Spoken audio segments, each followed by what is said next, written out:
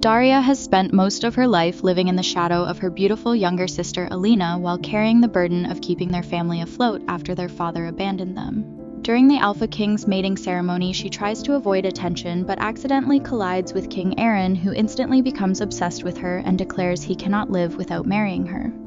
Soon healers discover he has been dosed with a powerful love potion, and because Daria is found with him, everyone suspects she poisoned him. Forced to remain by Aaron's side while an antidote is prepared, Daria investigates the crime to clear her name. As she spends time with Aaron, she discovers a kind, devoted man beneath the spell, while Aaron's magically induced bond grows so strong that separation makes him physically ill. Their investigation eventually reveals that a servant named Melba accidentally caused the disaster when a love potion meant for Captain Galen was mistakenly given to the king. During the days that follow, Daria and Aaron grow genuinely close and eventually fall deeply in love, despite Daria's fear that Aaron's feelings are only the potion talking. When the antidote is finally completed, Aaron reluctantly takes it, but the cure erases all memories of the time he spent under the spell. Heartbroken, Daria leaves, believing their relationship is over forever. A month later, however, Aaron encounters her by chance during a hunt and realizes he feels the same powerful connection even without the potion. The healers later explain that they are true fated mates and that the potion merely intensified a bond that already existed. Aaron spends the next 3 years patiently courting Daria and proving his love is real until she finally trusts him completely. The story ends with their wedding, where they begin their happily ever after together. Chapter 1. Being invisible wasn't difficult. Not when standing next to Alina, who currently sparkled like a sun-blessed jewel in the center of the ballroom, everything a proper lady should be: graceful, beautiful, interested in matrimony. Daria was none of those things, and it was wonderful. She'd claimed a chair in the corner, strategically positioned behind a potted fern, a book sitting hidden in her reticule. 3 more hours until she could escape this nightmare and return to managing the household accounts and ensuring her family didn't starve. This nightmare being the king's mating ceremony, the highlight of the social season. All the eligible nobility gathered in the Alpha King's grand ballroom, dressed in their finest, hoping to find their mate, or at least a politically advantageous match. If a pair bonded during the evening, tradition held that the Alpha King himself would bless the union before witnesses. Except the Alpha King was nowhere to be seen, and people were starting to notice. Whispers rippled through the crowd. Daria wondered if this meant she'd be stuck here longer than anticipated. She reached for her reticule. "Lady Daria," a voice said behind her. She froze. The suitor who'd been dancing with Alina now stood before her, looking hopeful. Lord Daria trailed off, not remembering his name. "Callister," he said. "I was hoping to speak with you about your sister." "Of course you were," Daria thought. "I'd like your permission to court her," Lord Collar went on. Daria glanced past him to where Alina stood, a pretty blush on her cheeks. She gave a tiny hopeful nod. "No," Daria shrugged. His smile faltered. "I beg your pardon." "No," Daria repeated. "You may not court my sister." But Lord Collar glanced back at Alina, confused. "I was under the impression." "Her heart is already taken," Daria interrupted smoothly. "She assured me not an hour ago that it wasn't," he said, bewildered. "She's too polite to say so directly," Daria lied.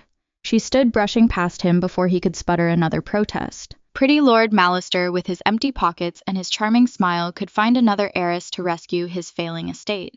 Alina deserved better. Their father had abandoned them for his fated mate when Daria was 15, leaving behind 3 women and a mountain of debt. She wouldn't let Alina marry someone with no prospects, only to be left penniless when he found something better. If Alina insisted on marrying, it would be to someone who could offer actual security. "Lady Daria, wait." Lord Collar called after her. She didn't wait. The retiring room suddenly seemed like an excellent destination. She wove through the crowd and stopped at a massive guard blocking the archway. Bald, scarred, built like a mountain that had decided to take human form and glower at people for entertainment. "I need to pass," Daria said. "No one leaves," the guard replied. "Are you saying you're keeping us locked in this ballroom?" she asked.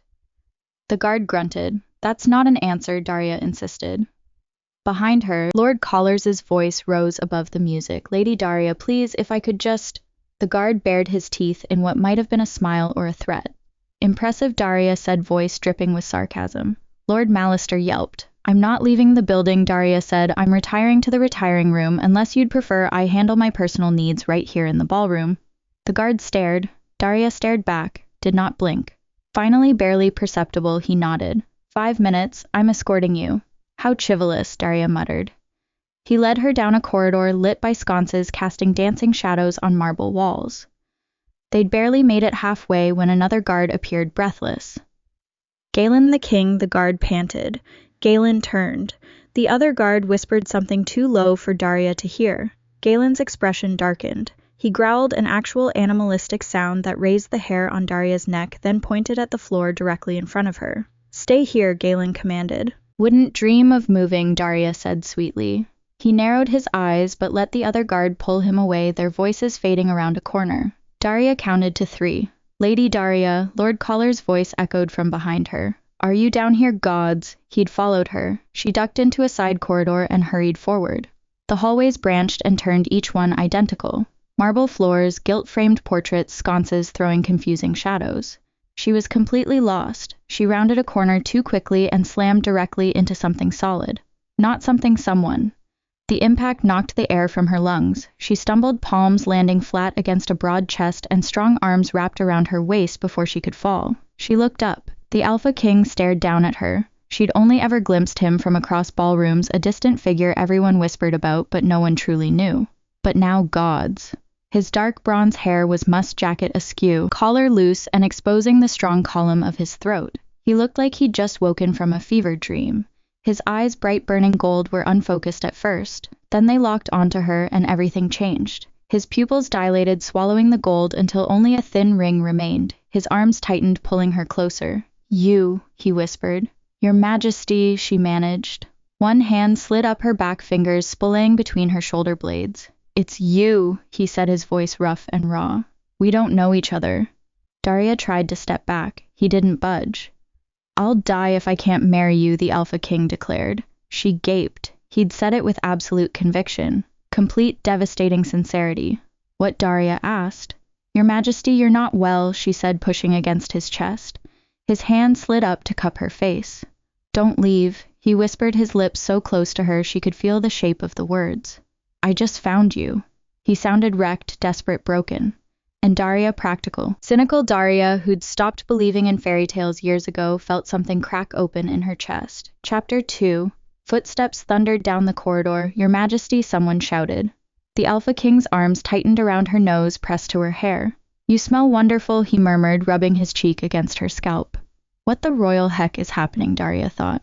A group of guards rounded the corner, Galen at the front. 2 healers hurried behind, their expressions a picture of concern as they took in the scene, namely their strong and noble king entwined around a strange woman like a drunk boa constrictor. Galen cleared his throat. "Step away from His Majesty," he commanded. "I'm trying to," Daria wheezed.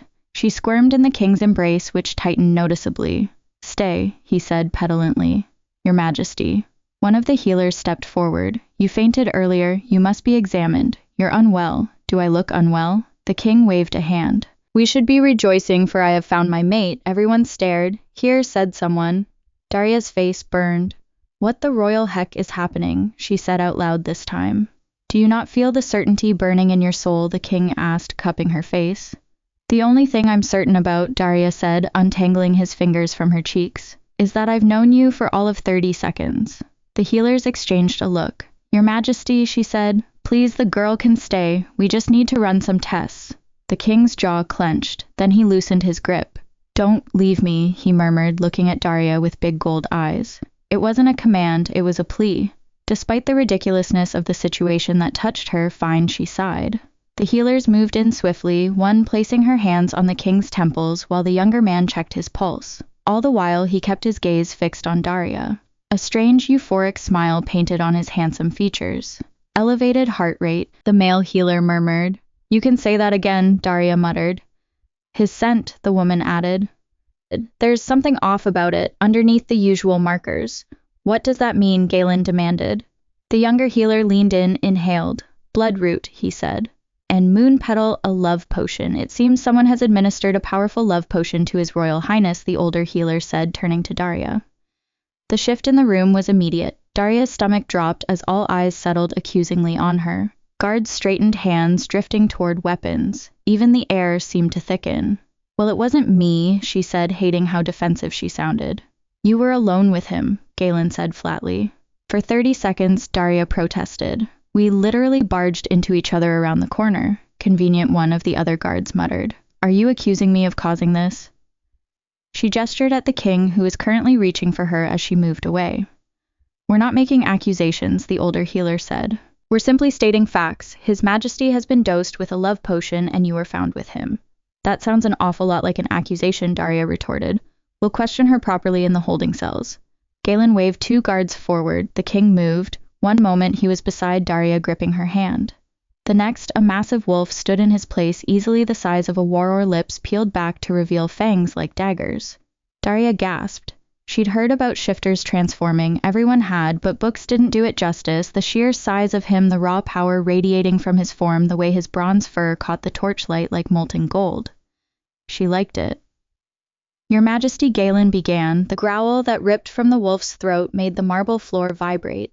Every guard took an involuntary step back. Your Majesty. The older healer's voice cut through the tension.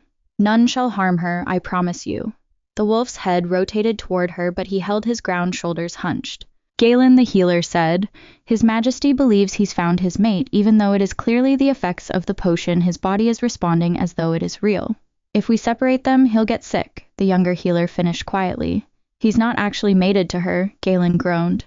His body doesn't know that, the older healer replied. The potion has created a false bond. Breaking it abruptly could be dangerous. Wait, what does that mean for me? Daria asked. That you will need to remain by the king until the potion wears off, the healer said, pursing her lips sympathetically. Oh, heck no, Daria backed away. I've got places to be. I'm not babysitting the king. Breaking the perceived bond could kill him, the healer said gravely. You would not want to be accused of regicide. Daria goldfished for a few seconds. Regicide? She gasped. Surely you can't. She turned to the king, who reshifted back to human form. Someone hastily flung a cloak over him. Just the thought of being away from you does feel like death, he declared, making her groan. That settled then. The younger healer clapped his hands. The lady stays until the antidote is brewed. Daria turned to the king imploringly. Please, your Majesty, my mother and sister are out there. They will be comfortable here at the palace, the king said. They shall have everything they need. And please, my love, call me Aaron. My family has nothing to do with this, Aaron, Daria snapped. They will serve as collateral, Galen said bluntly. In case you intend to poison him again. I didn't. It's all right, Aaron said, squeezing her hand. We'll figure this out together. He smiled, open earnest, without a trace of doubt. Something fluttered traitorously in Daria's chest. For one unguarded moment she felt supported, which she hadn't felt in a long time. She squashed it immediately, the way she'd learned to after her father left. How long until the antidote is ready? She snapped. 3 days, the healer said. Days, Daria ogled, perhaps more. Love potions are complex matters. The healer nodded sagely. Fine. Daria smiled sardonically at Aaron and was taken aback as his entire face lit up like a birthday cake. You're staying, he breathed. Under duress, Daria clarified primly. You're staying, he repeated, ignoring the caveat entirely. She'd come here to find Alina a decent husband. Instead, she was accused of poisoning the king, who was mooning over her because of a false mating bond while facing execution if she couldn't prove her innocence. There was no time to waste. She needed to find the real culprit. 3 days. Piece of cake. Chapter 3. The room Daria awoke in was a far cry from her modest quarters at home. Lavish and ornate, even the borrowed nightgown was made of sheer satin, which she might have appreciated had she not been accused of poisoning the Alpha King the night before. A soft knock at the door interrupted her thoughts. My lady, His Majesty requests your presence for breakfast. Give me half an hour, Daria said, pushing hair out of her face, and a restraining order she muttered under her breath. The breakfast hall was smaller than she'd expected, an intimate table set for 2 packed with enough food to feed a small army. Aaron stood when she entered. He looked better than last night, well-groomed, and rested his bronze hair shining copper in the morning light. The intensity of his stare, however, was undiminished. Good morning, my lady, he said in a warm voice that made her chest tight. Your Majesty, Daria said, bowing stiffly. Aaron, he corrected gently. Please. He waited until she was seated before lowering himself into his own chair. How was your sleep? He asked, eyes never leaving her face. Divine, she sighed, looking away from that too intense gaze.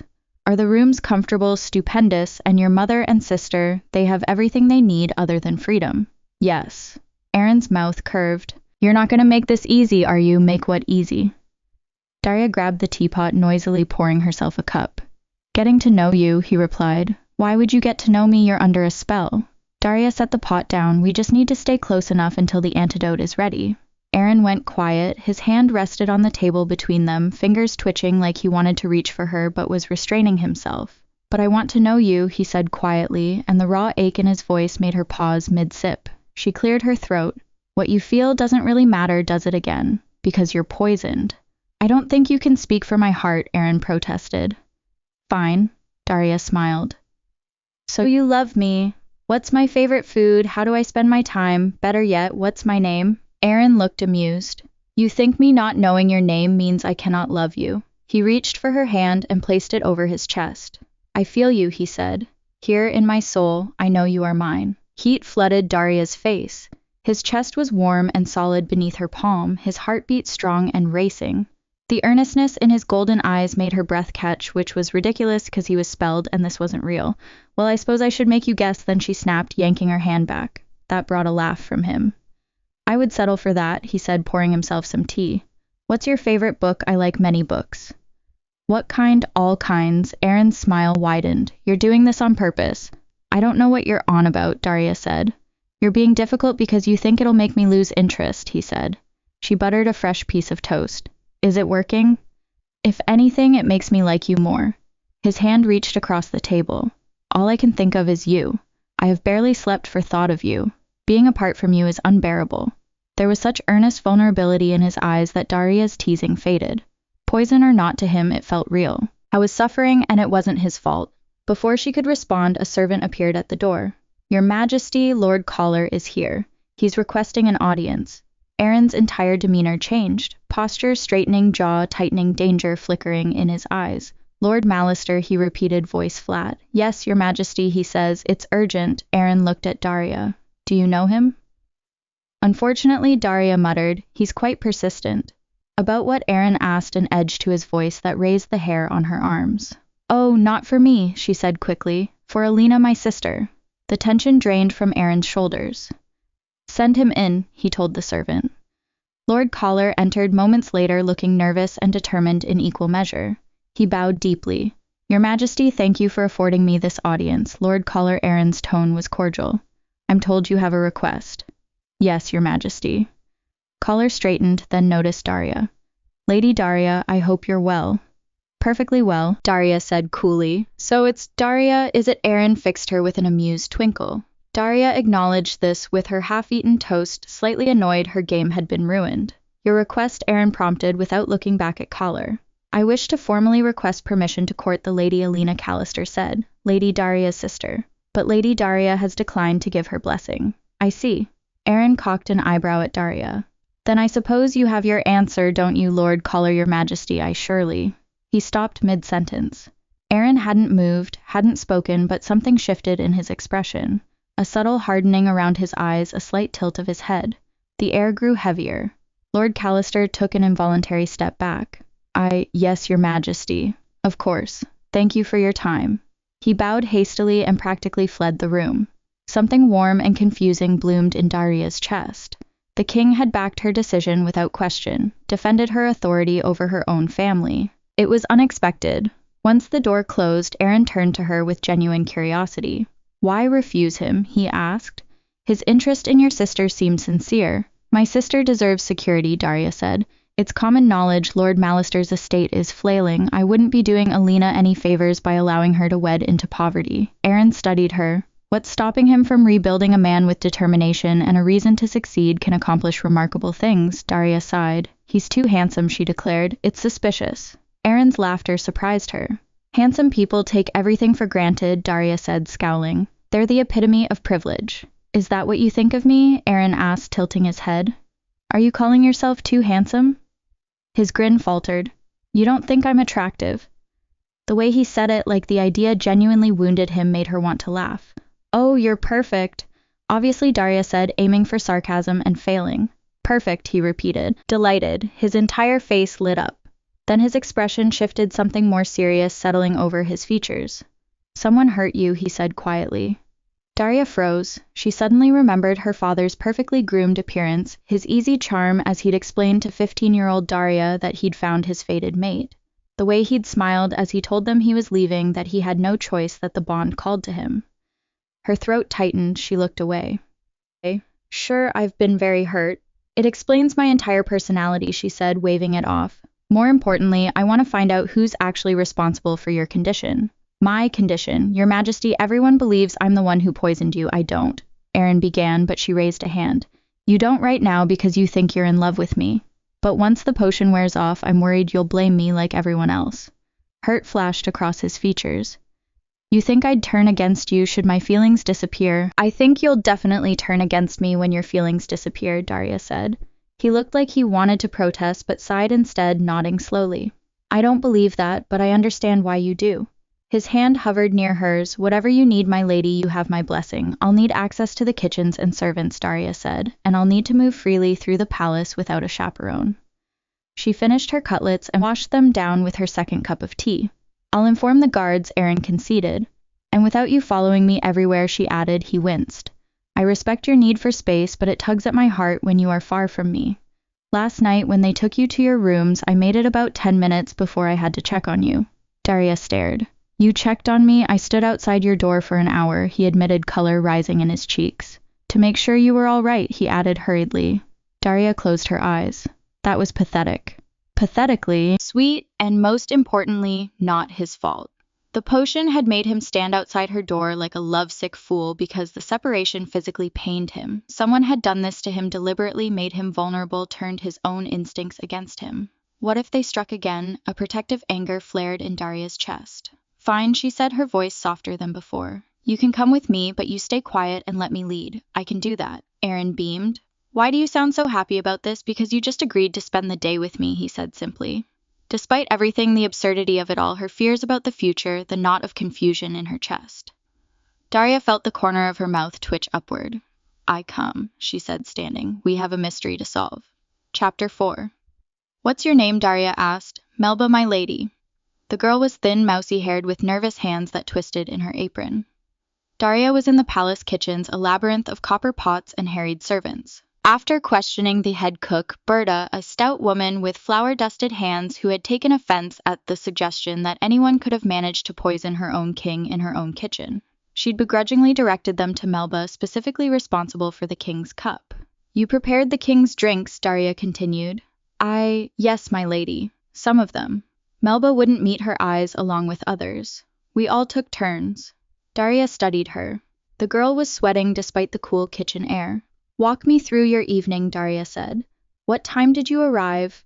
What did you prepare? Who did you interact with? I came in at sunset to help with final preparations, Melba stammered.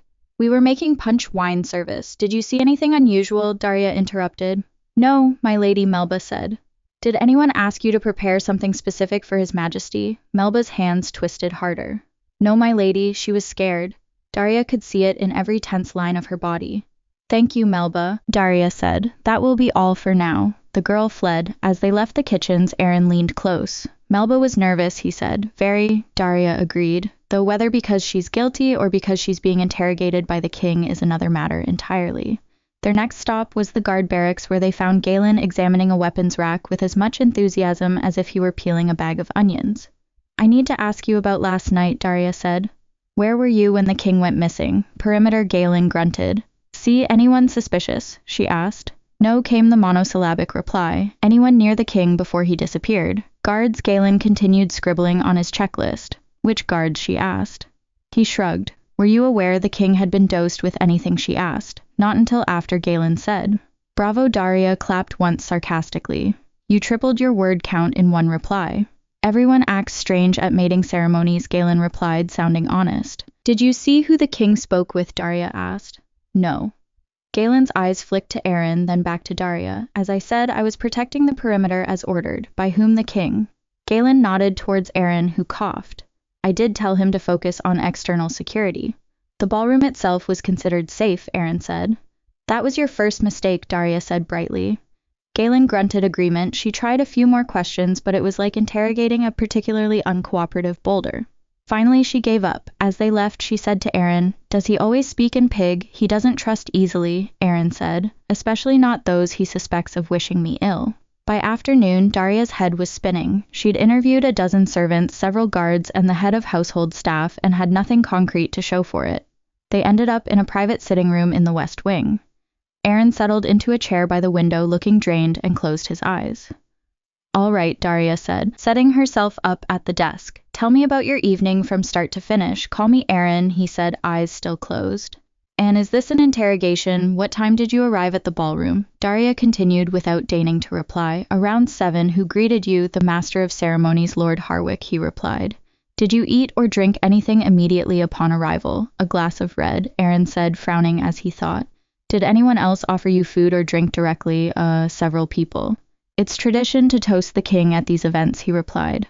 A cup of me, that was Lady Morven, or maybe Lady Harding, no both, and Lord Ashford offered brandy.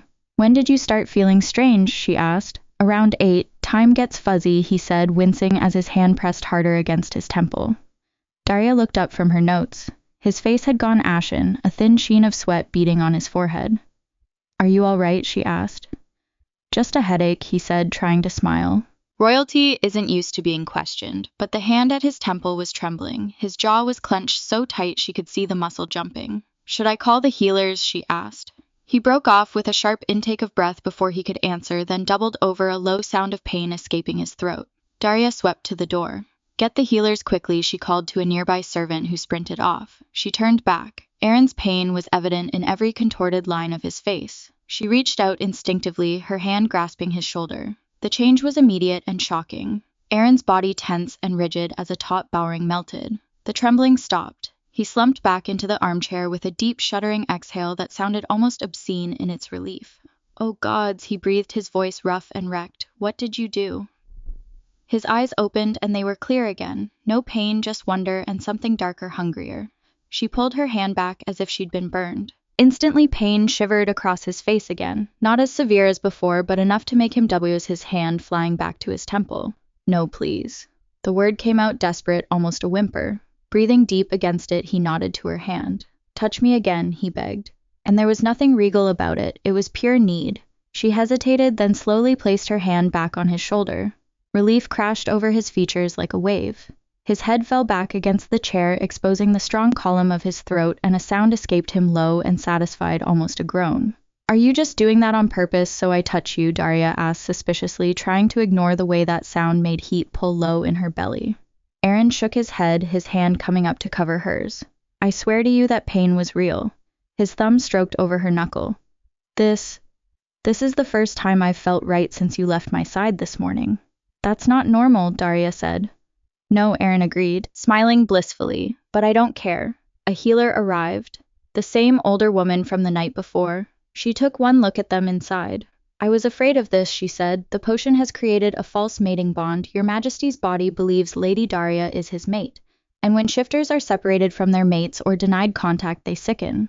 But we aren't actually mates, Daria said, pointing her free finger back and forth between the two of them. His body doesn't know that, the healer explained.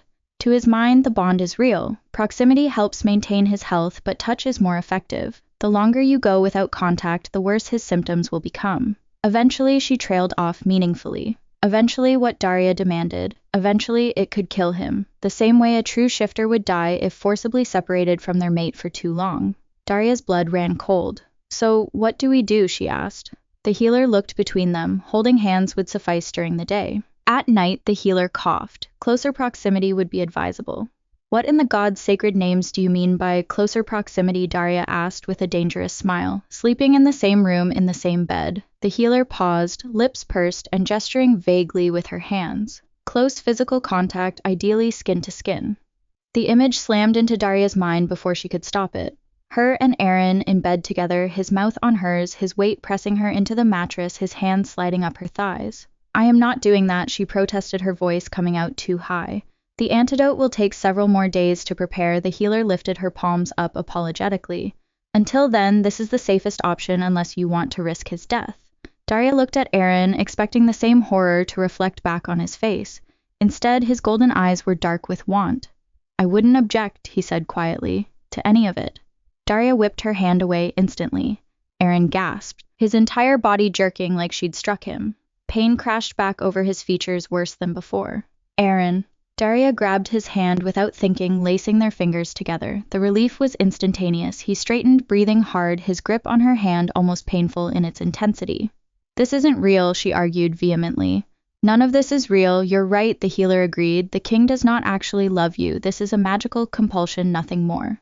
Once the antidote is administered, these feelings will fade. The healer continued. His Majesty will return to normal. You should not. She stopped. Aaron had brought Daria's hand to his lips, pressing soft, reverent kisses to her palm.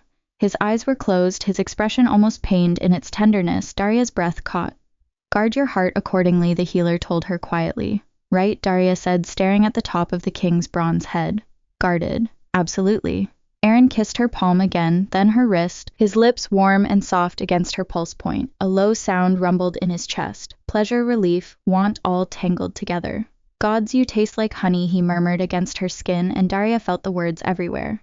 The healer stood with a long-suffering expression. I'll check on you in your chambers this evening. In the meantime, don't let him deteriorate. After she left, Daria looked at their joined hands.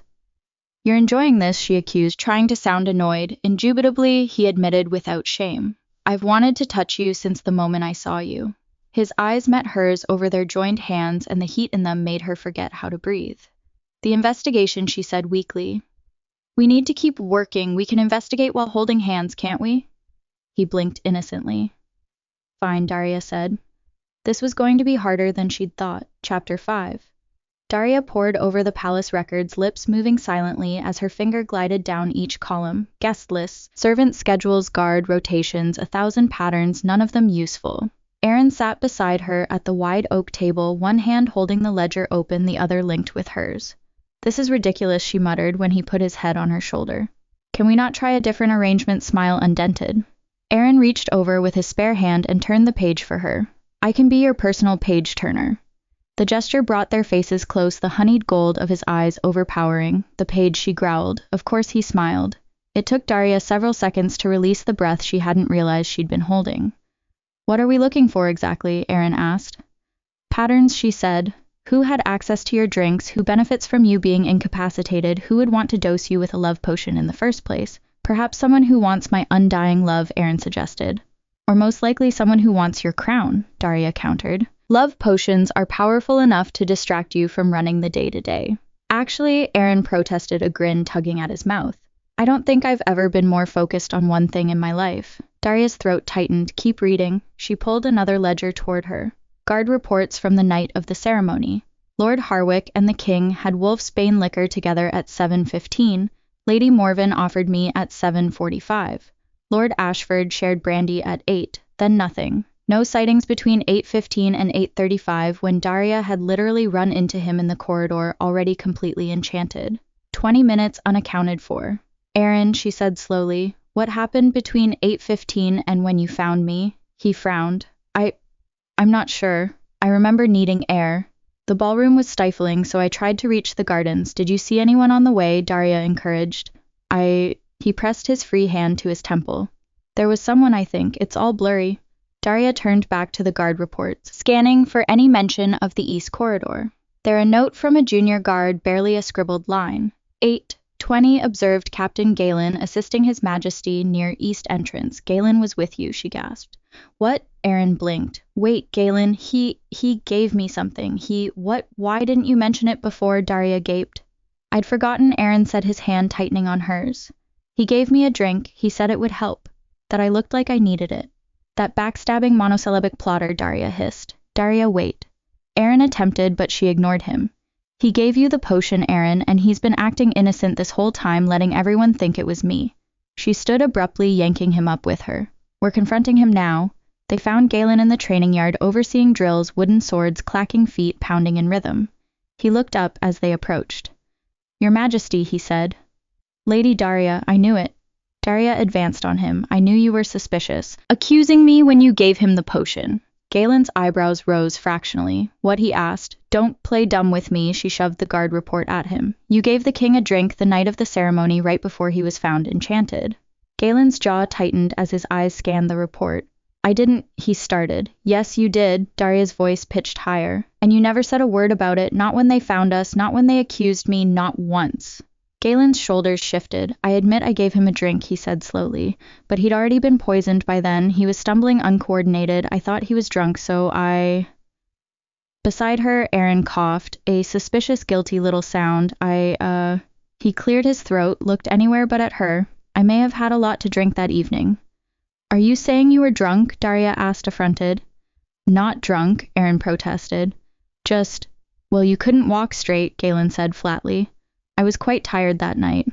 Aaron's free hand flew up. You try not sleeping for a week while hosting diplomatic meetings with 20 different foreign dignitaries and see how that goes.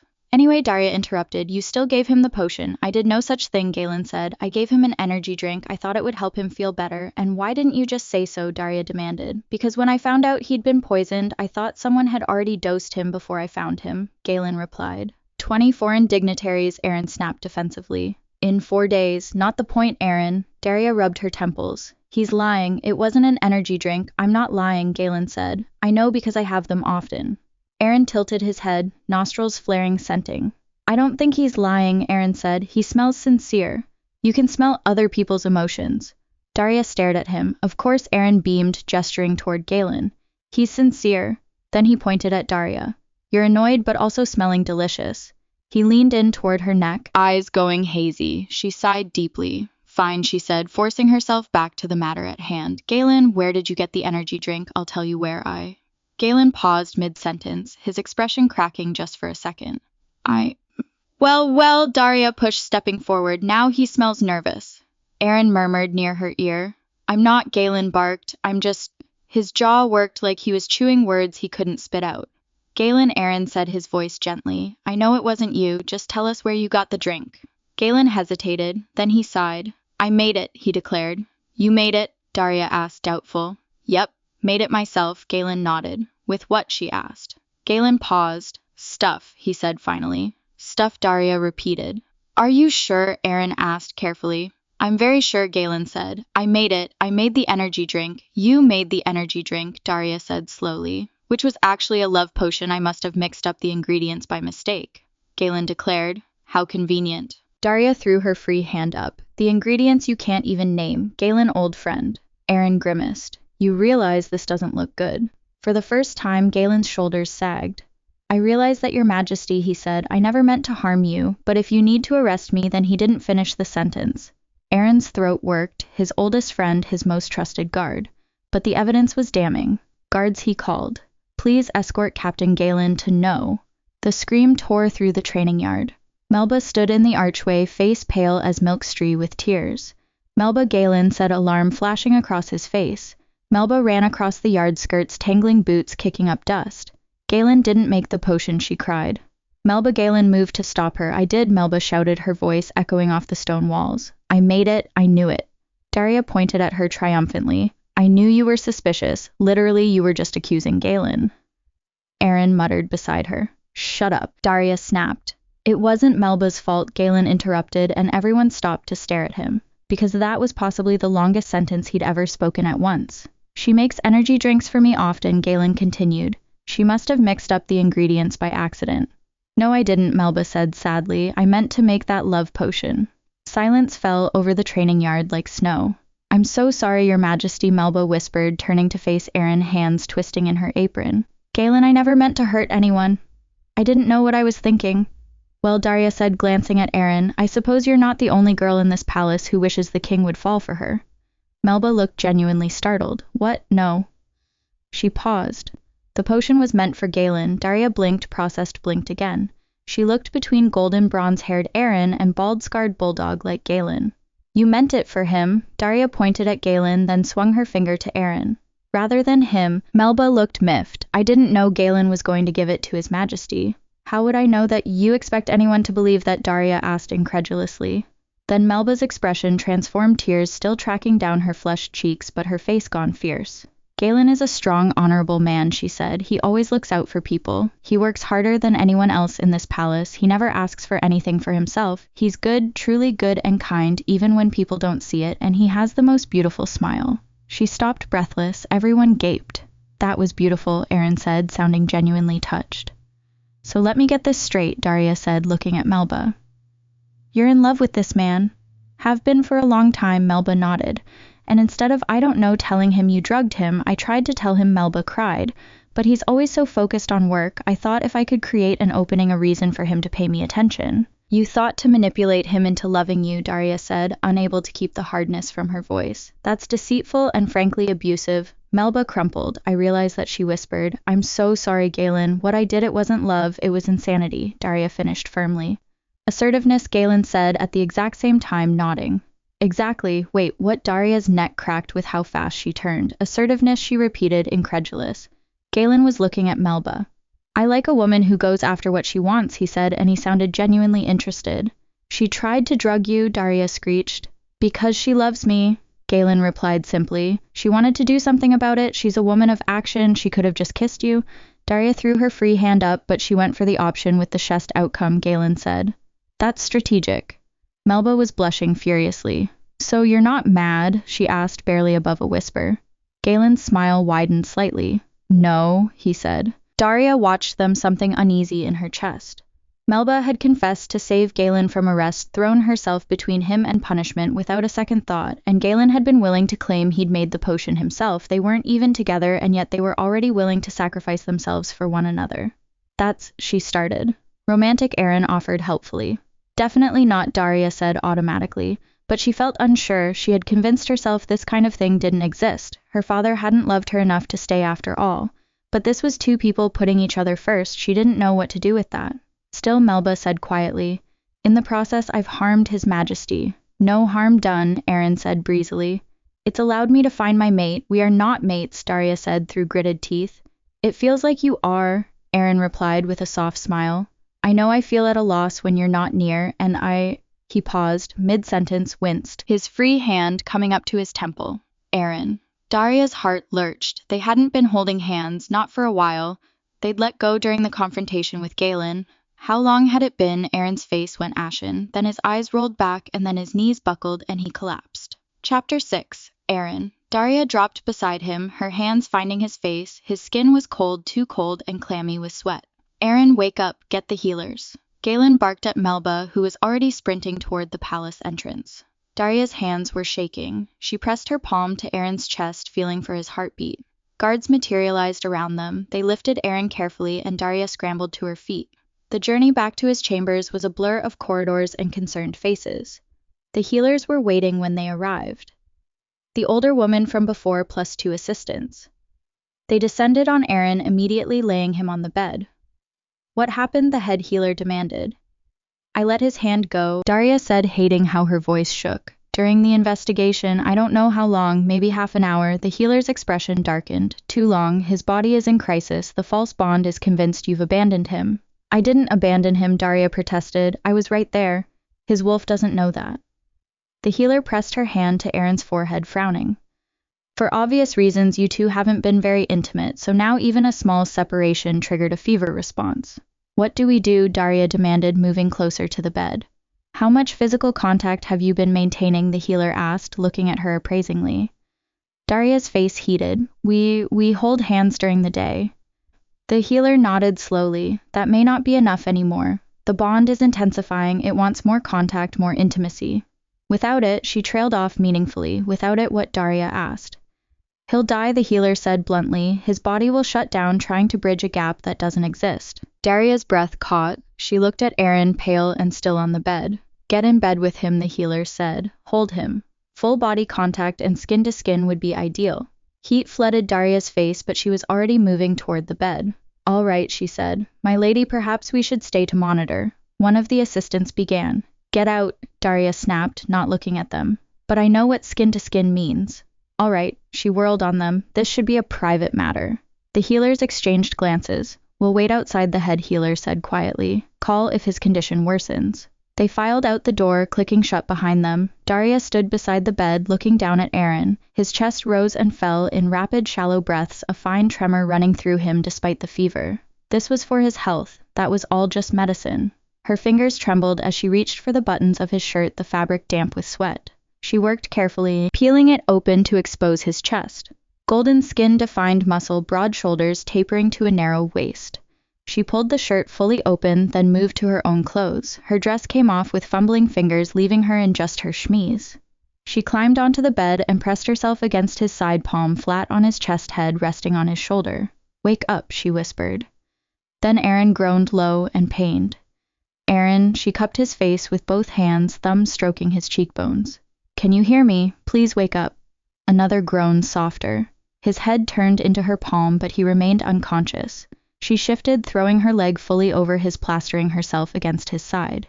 You're such an idiot, she told him, her voice breaking. Why didn't you tell me you were getting worse? Why didn't you? She stopped herself. Because he had told her, all those little comments about missing her when they were apart, about needing to see her, about how it hurt when she wasn't near. She'd thought it was the potion talking. She'd been so focused on the investigation, and he'd been suffering. I'm sorry, she whispered against his skin. Almost without thinking, she leaned in and pressed her lips to his. A sigh escaped him, warm breath mingling with hers, and Aaron's lips moved. His hand came up to cup the back of her head, fingers threading through her hair, pressing her closer. The kiss deepened. His mouth opened against hers, and the gentleness shifted into something more desperate, more real. Daria pulled back slightly, her heart hammering. Don't stop, Aaron rasped, his voice rough as gravel. Then he kissed her again. Nothing gentle about it this time. His hand fisted in her hair, angling her head as he claimed her mouth with a desperation that stole her breath. Her hands found his shoulders. She could feel the heat of his skin burning through her thin chemise. Aaron, she managed to pull back. How are you feeling? You fainted. You... He growled and pulled her back down, cutting off her words with another searing kiss. His mouth moved to her jaw, her neck, and Daria's eyes fluttered closed. Aaron, she tried again, pushing weakly at his chest. We should have the healer check. I don't need them, he said against her throat. I need you, this more. In one fluid movement, he flipped them. Daria found herself on her back, Aaron's weight pressing her down, his hips settling between her thighs. Aaron, we should stop, she said, even as her body arched into his touch. The potion. I've been holding back for so long, he said against her skin. I can't anymore. I need you. Then he inhaled deeply, his pupils dilating. Besides, he said, his voice dropping. You want me too? You're sent, he groaned, pressing his face into the crook of her neck. Gods, I can smell how much you want me. Daria's face burned. But you don't really want me, she said, and hated how her voice shook. It's the potion. You think you do, but he pulled back, slightly frowning. You're a beautiful woman, half naked in my bed, touching me, smelling like this. His thumb stroked her cheek. Of course I want you. She gave him a shaky smile. It's for his own good, she told herself. He was sick, he needed touch and intimacy. Surely he won't fault me for helping him when he eventually remembers he couldn't care less about me. Though the thought, Aaron, looking at her with indifference, was suddenly unbearable. All right, she whispered, reaching up to kiss him. Aaron pulled away, and she could see it was a struggle, the war visible in his eyes. Unless you don't want to, he said, searching her face. You don't have to. I know you don't feel the same way, and I would never force you.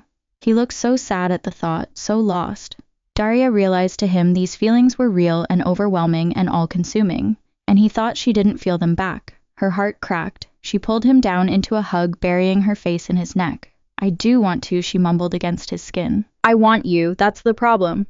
He pulled back to look at her. Why, he asked. Tears spilled over, tracking down her temples into her hair. Because it'll be awful when it stops, she whispered. Aaron's expression softened. Then let's not stop, he said simply. Ever. He looked so sincere, like it really was that simple. I'll love you forever, he said, and the promise in his voice made her chest ache. Daria sighed, half laugh, half sob, and let him kiss her. This time she kissed him back with everything she had. She got lost in it, in him, in the slide of lips and tongue, the press of his body, the way his hands mapped her.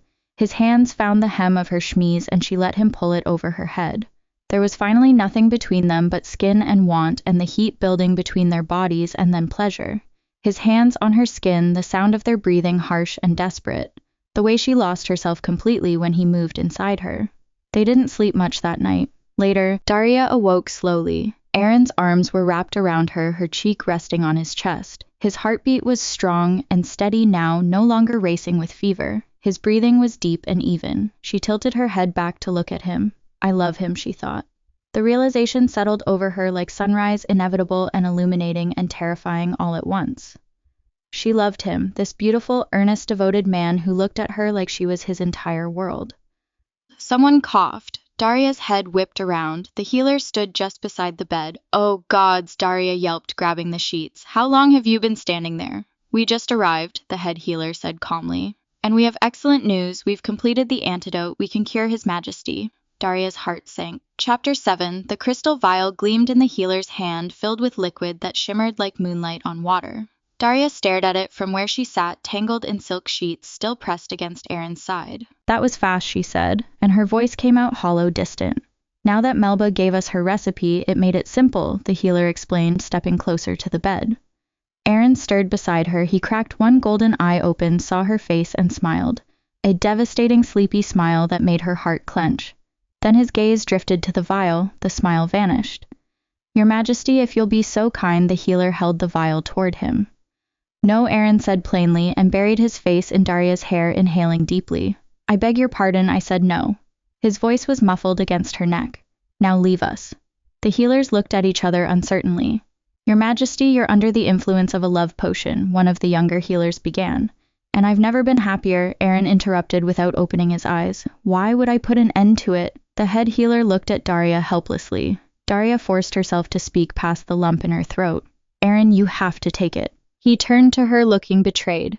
I don't have to do anything, his voice rose petulant.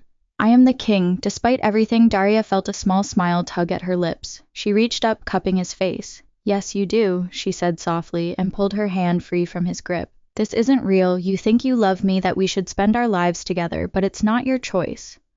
She watched the words hit him, startled, then hurt. Daria, you deserve to fall in love with someone you choose, she interrupted, keeping her voice steady even as everything inside her screamed. Not because magic forced you to.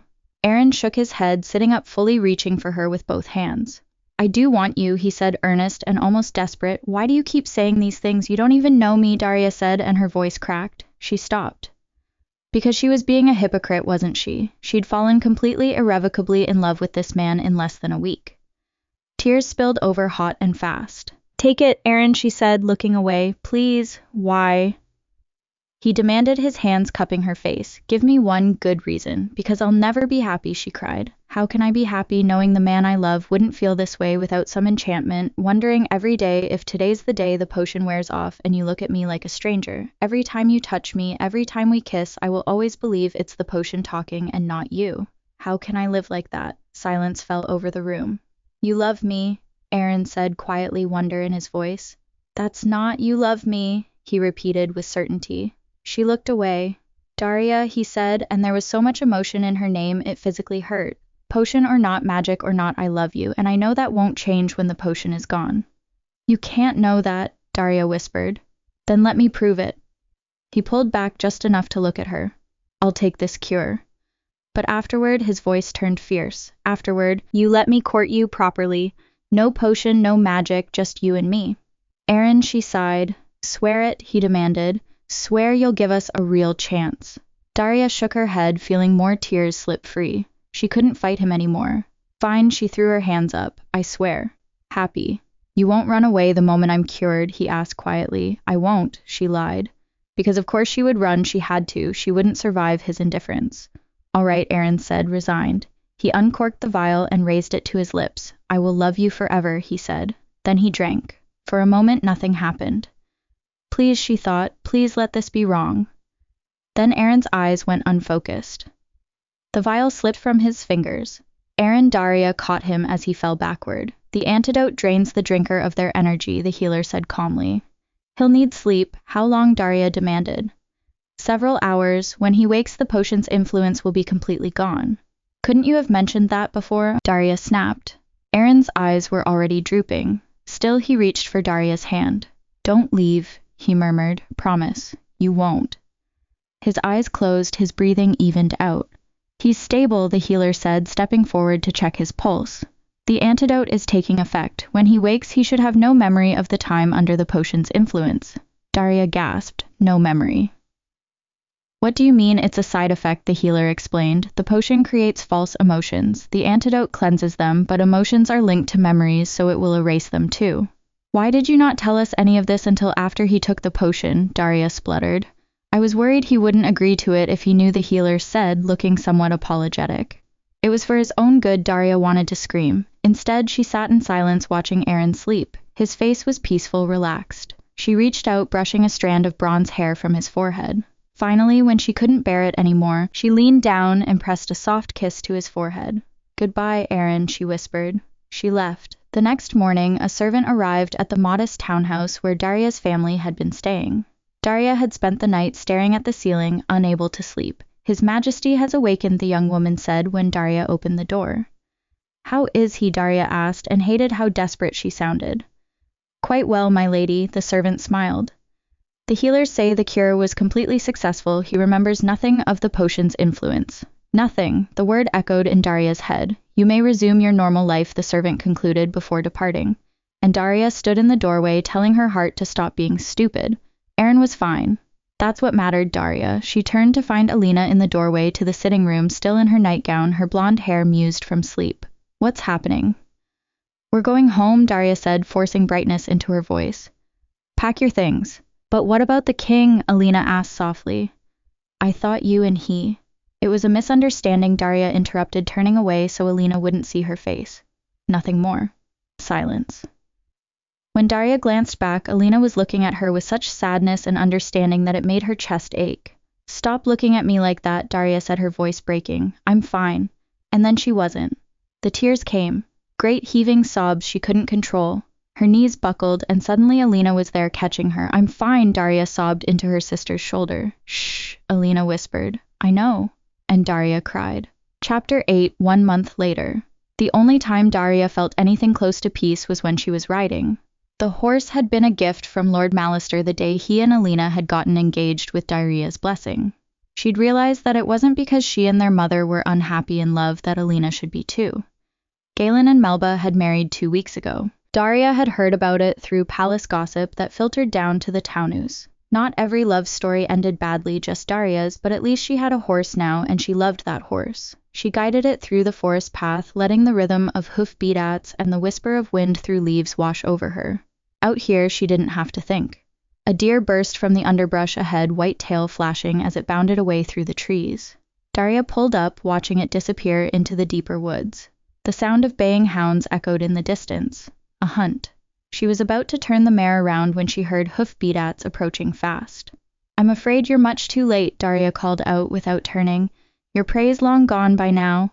Well, that's a shame, came a voice behind her, warm and familiar in a way that made her stomach drop. For me, that is not for the deer, obviously. Daria's hands tightened on the res. Her entire body went rigid. No, you wouldn't mind telling me which direction it went. The voice was closer now. She could hear his horse moving through the bracken coming up beside her. Daria kept her eyes fixed straight ahead, heart pounding so hard it hurt. That way, I think, she said, jerking her chin toward the deeper woods. Then she turned the mare sharply away back toward the main path, but the rider deliberately stepped into her path, blocking hers, forcing her to still, forcing her to look. Daria met Aaron's eyes for the first time in a month. He looked every inch the king regal and composed astride a magnificent black stallion dressed in fine hunting leathers. His bronze hair was windswept, his golden eyes bright with the thrill of the chase. Daria remembered those eyes looking down at her in bed, remembered him kissing her knuckles one by one. She hated how much it hurt to look at him. Well, she said, her voice steadier than she felt. Good luck. She moved to guide the mare around him. Wait, Aaron called. Daria's hands trembled on the reins. Please, she heard him say, and the word was so gentle it made her chest ache. She stopped the mare but didn't look back. Do I know you? Aaron asked, uncertainty in his voice. The question broke something in Daria's chest. She closed her eyes briefly. No, she said. Then she urged the mare forward. Wait! Aaron called again, but Daria was already moving. Tears blurred her vision as she guided the horse into a faster pace. This was precisely why she'd been keeping away from court, because she couldn't bear to see that look of polite indifference. Though perhaps this was even worse because there had been something in his expression, an echo of recognition, and for one foolish second it had given her hope. Wait, please come back. The shout made her glance over her shoulder. Aaron was riding after her. Daria gaped, then whipped back around and kicked the mare into a gallop. She couldn't do this, seeing him hurt too much. Miss, she heard him cry out. Go away, Daria called back, urging the mare faster. But as she fled, a memory surfaced. Aaron in bed holding that crystal vial, looking at her with desperate intensity. Promise me you'll let me court you. She shook her head, trying to dislodge the image. Promise me you won't run. Darn it, she muttered, and pulled the mare to a stop. Her heart hammered as she waited, hands shaking on the res. You're a very good writer, Aaron said, breathless and almost exhilarated. Thank you, Daria said stiffly, still not turning around. You're not, she heard him snort with surprise, then laugh. I usually shift when I want to move quickly, he said. Well, perhaps you should have. Daria turned and the words died in her throat. Aaron stood beside her horse completely gloriously naked. Oh, Daria squeaked, her face flooding with heat. You did shift, I did, Aaron said, amusement in his voice. Then more contrite. I apologize. I understand humans are a bit more uncomfortable with nudity, Daria supplied. I was going to say lack of clothes, he said, nervous laugh audible in his voice. That's the same thing, isn't it? Despite herself, Daria turned back to look at him. He stood there with wide eyes and flushed cheeks, one hand hovering like he wasn't sure what to do with it. My name is Aaron, he said, confidence giving way to something more nervous. I know who you are, Your Majesty, Daria said, trying not to look below his face. He looked startled, then hopeful. You do? Then we have met before. You're the king, Daria said. Everyone knows who you are. His face fell slightly. But we have met before, haven't we? He asked, taking a step closer. I feel like I know you. You're sent. Daria looked away quickly. Please cover yourself, she said, pulling her cloak off and tossing it to him. It hit him in the chest. Of course, my lady. My apologies. I wasn't thinking. She heard rustling as he wrapped it around himself. When she looked back, Aaron had gone still, the cloak hanging loose around his shoulders, staring at her with eyes full of awe, a faint flush still coloring his cheeks. Have you ever heard of fated bonds? He asked breathlessly. Daria frowned. Yes, He smiled, sudden and bright as sunrise. Well, I think you are my mate, he declared. Daria gaped at him. No, he said quickly, shaking his head. In fact, I know you are. The moment I saw you, He laughed, the sound of pure wonder. It's like my soul recognized yours. Horror crashed over Daria. Oh, no, she said. Aaron blinked, the smile faltering. Not the reaction I was hoping for, but No, you've been given a potion again, Daria interrupted. What? He blinked. A potion. Then understanding dawned across his face. You're her, he said quietly. The woman I fell in love with because of Melba's love potion, the one I forgot about. He took a step closer, the cloak slipping slightly. It was you, wasn't it? Daria looked away, her throat tight. Yes. Well, it seems you may have relapsed. Aaron laughed, bright and joyful, completely at odds with the situation. I have not, he said. I clearly remember everything I've ingested since this morning, and I can promise you there was no potion involved. Then perhaps that cure didn't work properly, Daria said. We should get you to the healers. I'm perfectly fine, my lady, I assure you. You were just spouting nonsense about me being your mate. It wasn't nonsense, Aaron protested, almost indignant. You are my mate, Daria groaned, déjà vu washing over her. You don't even know my name. Aaron paused, considered, then smiled soft and hopeful. Then let me learn it, he said, taking another step closer. Let me know you. He held out his hand to her palm up. Will you let me court you, he asked. Daria looked at his outstretched hand, the same hand that had held hers for days. She wanted to run, wanted to protect herself, but she'd promised. So slowly, hardly daring to breathe, she reached down from the saddle and placed her hand in his epilogue. 3 years later.